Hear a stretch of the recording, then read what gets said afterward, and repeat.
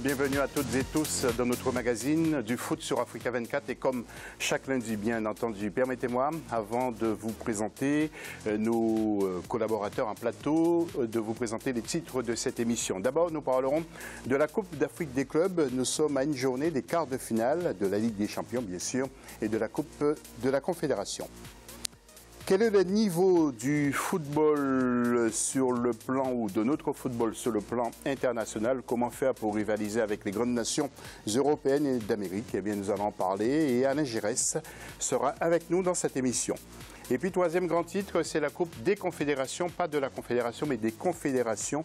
Et nous verrons aussi que les clubs français aiment toujours les joueurs africains. Notre plateau avec Distel Zola, qui est joueur congolais, milieu offensif. Il jouait jusqu'à présent à Samzospor, après avoir démarré une belle carrière du côté de Monaco, de 2008 à 2011, puis à Laval, Nancy, Le Havre, Châteauroux. Plusieurs fois sélectionné en équipe de France des jeunes, 16, 17, 18 et 19 ans, et a porté 11 fois les couleurs de la sélection de RDC. Pourquoi n'avez-vous pas gardé la nationalité française pour jouer justement avec déjà, bonjour à tous. Ouais. Non, c'était un choix, c'était le choix de la nation. J'ai grandi ici, je suis né à Paris. Après, j'ai tout le temps fait les classes en équipe de France de jeunes, de moins de 16 jusqu'à moins de 19. Après, ça a été un choix simple, en famille.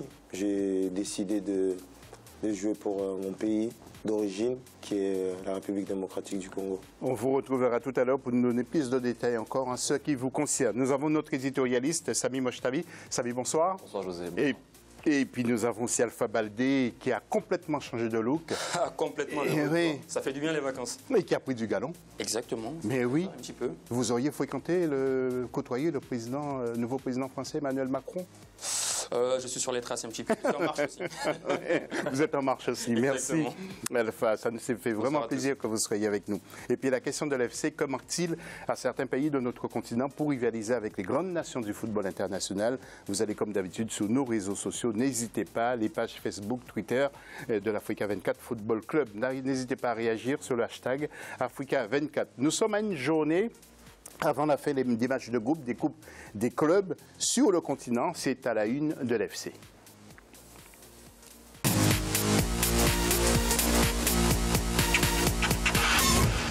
Et d'abord, qu'en retenir de cette nouvelle journée de la Ligue des Champions? Le point avec la rédaction d'Africa 24, Birama Saounera pour les commentaires.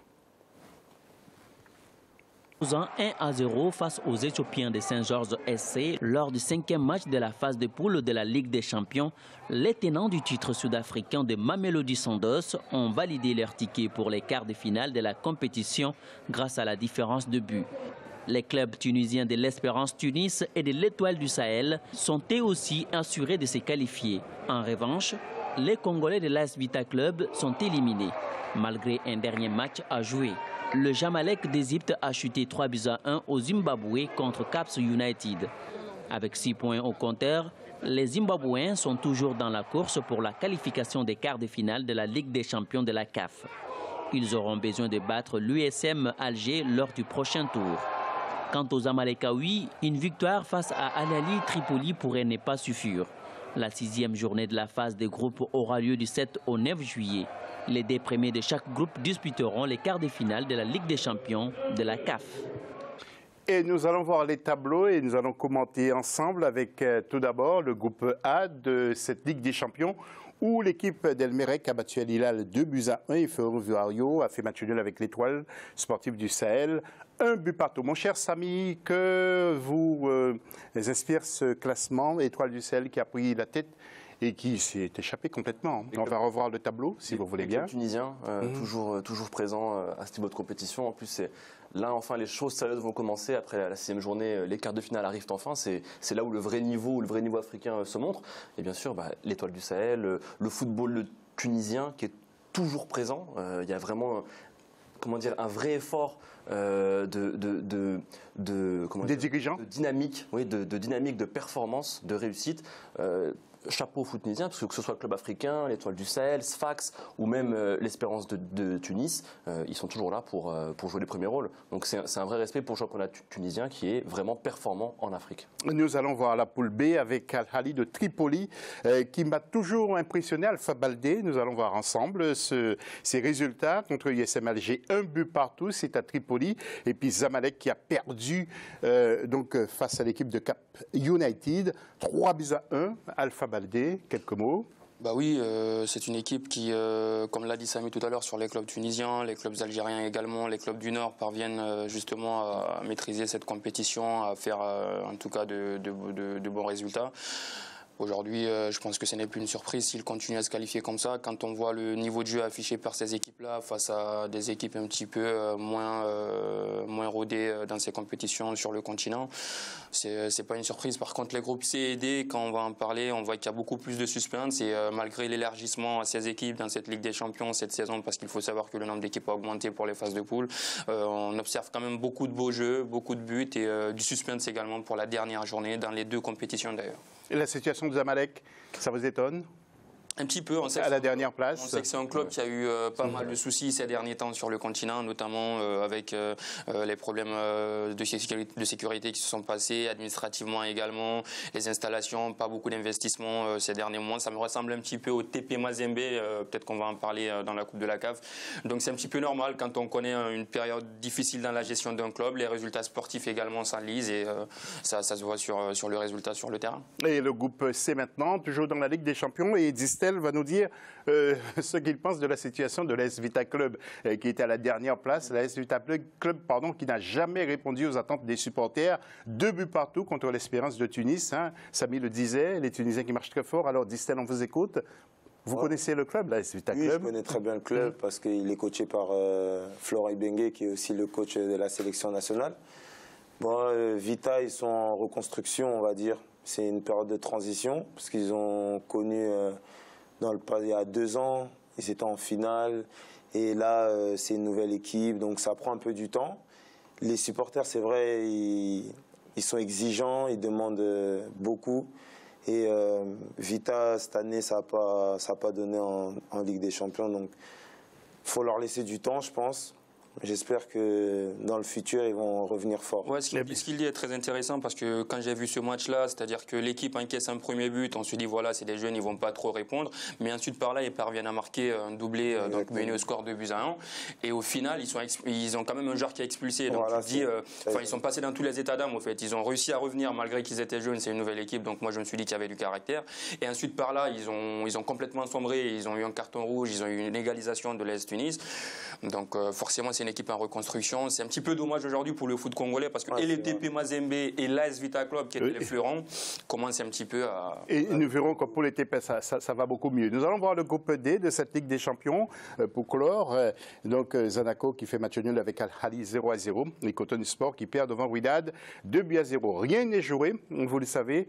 Oui, vous le voyez aussi dans ce groupe. Nous allons passer rapidement à la Coupe de la Confédération maintenant avec les commentaires de notre rédaction. Birama Saounera encore.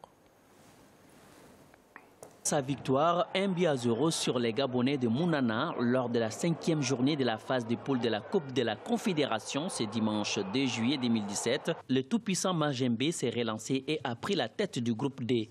Il lui faudra gagner lors du dernier match contre Oroya pour assurer sa qualification en quart de finale. Dans le même groupe, le Mouloudia et les CS Sfaxiens tunisiens ont déjà validé leur qualification pour la suite de la compétition. Avec une victoire 2-0 face aux Sud-Africains du Platinum Star lors du 5e match de la phase de poule de la Coupe de la Confédération. Le Mouloudia d'Alger est d'ores et déjà assuré de participer au quart de finale de la compétition. Dans le même temps, pour leur première participation à la compétition, les Soudanais d'Al Hilal Al-Obeid ont fait un pas vers les quarts de finale, mais il leur faudra confirmer lors du prochain match pour assurer la qualification, tout comme pour les Guinéens de Horoya. La 6e et dernière journée de la phase de groupe aura lieu du 7 au 9 juillet 2017. Les 2 premiers de chaque groupe disputeront les quarts de finale de la Coupe de la Confédération. Et nous allons voir le groupe A, nous allons bis repetita avec Samy, nous allons voir ça. Samy, nous voyons les résultats, mais sans ce groupe, rien n'est quasiment joué parce que Club Africain 9, comme Palacity 9, Rivers United 6 et Fous de Rabat 6. Effectivement, ouais. Oui. Tout est encore possible. Le Fus de Rabat reçoit en plus, lors du 6e match, le club africain. Il est bien sûr présent, on en a parlé, le football maghrébin, toujours aussi présent. Donc oui, c'est une poule ouverte. Et en plus, il y a un niveau de jeu intéressant cette saison en Coupe de la CAF. On parle de petite coupe continentale en Afrique, mais c'est une coupe qui se développe, je trouve, au fur et à mesure des saisons, de mieux en mieux. Et je trouve qu'il y a un vrai niveau de jeu, il y a des vraies performances. Et comment dire, il y a plus de crédit à gagner maintenant cette coupe qu'auparavant. Voilà, nous allons enchaîner avec le groupe B. Mon cher Alpha, MC Alger et CS Sfaxien ont pris leur distance. Ces deux clubs sont quasiment qualifiés, hein. 11 et 10 points, donc il n'y a plus de doute. Ouais, hein. plus de suspense, je pense qu'il n'y a rien à dire dans ce groupe. Ils vont essayer de gagner la première place. Je pense que le plus intéressant, ça va être le groupe D, que je vais bien aborder avec le Royal Athletic Club, qui va jouer une finale à Lubumbashi face au TP Mazembe. Oui, et puis justement, groupe C, nous voyons maintenant l'équipe soudanaise qui est donc à la première place, Al-Hilal, avec ses 10 points, et Zesco United, 7 points. Et bon, ça se discute encore un peu entre les trois, c'est-à-dire Zesco, Libolo et Smoua. Et puis en groupe D, tiens, Distel, le TP Mazembe, qui est leader de son groupe. Ça fait plaisir quand même, hein? Oui, vraiment, ça fait plaisir. En tant que Congolais, je suis très content. Parce que ça n'a pas été facile pour Mazembe. Il y a eu beaucoup de modifications en interne, les changements d'entraîneur. Il y a aussi le président Moïse Katumbi qui est un peu en exil. Le problème de financement. Voilà, exactement. Donc malgré tout ça, ils sont quand même toujours présents. Parce que Mazembe, quand même, ces dernières années, il y a eu beaucoup de titres remportés. Ils nous ont toujours laissé ce goût de victoire. Et je suis content aussi parce qu'il y a le retour de Trésor Poutou. Il apporte beaucoup d'expérience et dans ce genre de compétition, il en faut énormément. Oui, Alpha, le président qui est en exil, Ouais. Ça peut tuer le club? Tuer, peut-être pas jusque-là, mais ça le freine beaucoup. Parce que, par exemple, pour la première fois, j'ai suivi un reportage sur le TP Mazembe. Pour la première fois cette année, les joueurs de l'académie qui ont été pesés à la rentrée avec quelques kilos en moins. C'est-à-dire que les rations ont été diminuées, les cours qui sont dispensés ont été diminués également parce que le budget alloué à la formation et à l'académie de M. Katumbi a été considérablement réduit parce qu'il n'est pas là aujourd'hui. Politiquement, il investit beaucoup parce que c'est ce qu'il vise. Ce qui est très compliqué en Afrique, c'est un autre sujet dont on peut parler un jour dans l'AFC, parce que le club, il est personnifié au fait. Aujourd'hui, M. Katumbi ne met pas de main dedans, ça commence déjà à avoir des conséquences sur le club. Ça, c'est une parenthèse. Maintenant, le TP sur le terrain, moi je les ai vus à Conakry. Dans le jeu, c'est très poussif. C'est plus la même équipe du TP Mazembe qui nous avait fait rêver. Ils ont des jeunes qui sont très intéressants, Mandingo. C'est un entraîneur local aussi, hein? Oui, bien sûr, c'est un entraîneur local. C'était d'ailleurs à saluer, à louer. Contrairement au Royal Athletic Club, qui aurait pu se qualifier hier face au Supersport United, mais qui fait 0-0, qui a un entraîneur français, d'ailleurs, dans ce cas, lui, qui n'est pas premier, et qui n'utilise pas Dipita, Francis Ebele, qui était son meilleur joueur de cette compétition, son arme fétiche, le Camerounais. Donc voilà, aujourd'hui, il passe d'une qualification possible à domicile pour aller jouer une finale à Lubumbashi face au TP Mazembe.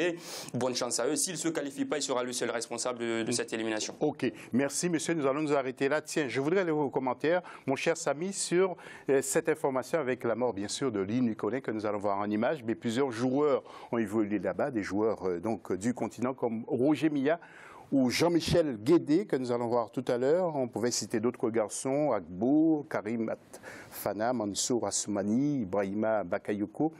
Bref, ouais, il y a un paquet de joueurs. J'ai vu plus d'une centaine de joueurs, Samy. Oui, sur Nicolin, oui. Qui ont joué à Montpellier. Hein. Oui, bien sûr, c'est un amoureux du football africain. C'est une perte quand même pour le football français, même le football en général. Je trouvais que c'est un personnage qui rendait le football humain. Je trouve que il y a une part de réel qui s'en va avec lui dans ce foot maintenant qui est plus business, qui a moins de sentiments. Lui, c'était quelqu'un d'entier. Et voilà, je trouvais qu'il nous ressemblait un peu, donc ça nous faisait ressembler au foot qui disparaît petit à petit. Distel, vous voulez dire un petit mot, 20 secondes? Non, Samy, il a bien parlé, c'est exactement ça. Il avait le franc-parler, il disait ce que les autres pensaient dans leur tête, lui il le disait haut et fort. C'est bien d'avoir des gens comme ça, mais bon, on le regrette, franchement, on le regrette. C'est la fin de la première partie de cette émission. On se retrouve tout à l'heure pour la seconde. Vite, hein. Oui, ça passe vite. Avec toi, Quand je suis là, ça passe toujours très vite. Oui, c'est vrai. On se retrouve tout à l'heure pour la seconde phase. À tout de suite.